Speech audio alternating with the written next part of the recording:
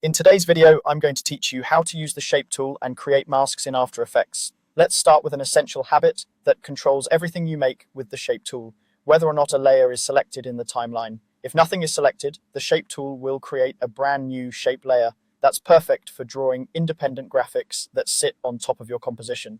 With nothing selected, choose a shape from the toolbar, like a rectangle, ellipse, polygon, or star, then click and drag directly in the composition panel to draw it. As soon as you release, you'll see a new shape layer appear in your timeline. From there, open the shape layer properties to customize how it looks.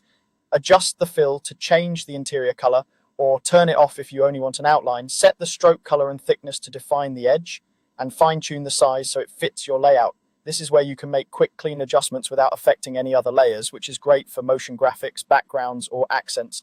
Now let's switch gears to masks. If a layer is selected, whether it's a video, image, or text, the shape tool creates a mask on that layer instead of a separate shape.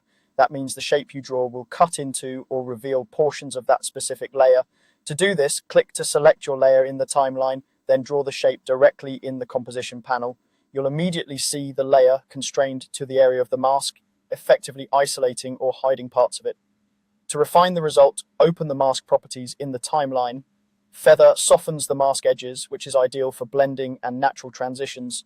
Expansion grows or shrinks the mask boundary without changing the original path, giving you a quick way to nudge its coverage. Opacity controls how strong the mask effect is, so you can dial it back for partial reveals. For dynamic results, animate the mask path. Enable animation on the mask path, move the playhead, and adjust the mask's points to create evolving shapes over time.